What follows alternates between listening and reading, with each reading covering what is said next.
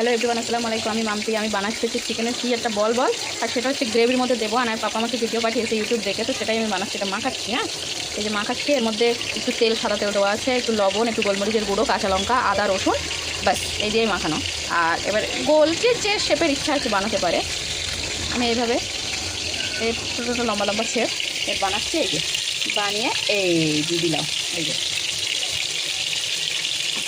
বানিয়ে আমি দিয়ে দিলাম। পরে কিরকম হচ্ছে রেসিপি দেখাচ্ছে। এইভাবে আমরা ভেজে নেবো। হ্যাঁ, লাল লাল করে, খুব বেশি লাল করা যাবে না, কারণ যাতে চিকেনের এই যে জুসি ভাবটা থাকে, বেশি করা যাবে না। এই যে হালকা হালকা এইটা যেন হয়ে গেছে, এটা আমি তুলে নেব। আর এরপর একটা গ্রেভি বানাবো, সেই গ্রেভিটা বানিয়ে তারপর এগুলো আমি দিয়ে দেবো। আর এই গ্রেভির মধ্যে এই যে ভাজা চিকেন তুলে রেখেছি, এই চিকেনগুলো সব একে একে একে আমি এর মধ্যে এই যে দিয়ে দিলাম। দিয়ে ভালো করে একটু গামাকা গামাকা হয়ে গেলে একটু ঝোল দেবো, যাতে সেই ঝোলটা খেয়ে মাংসের এইগুলো বলগুলো একটু টইটুম্বুর হয়ে যায়, তাই জন্য।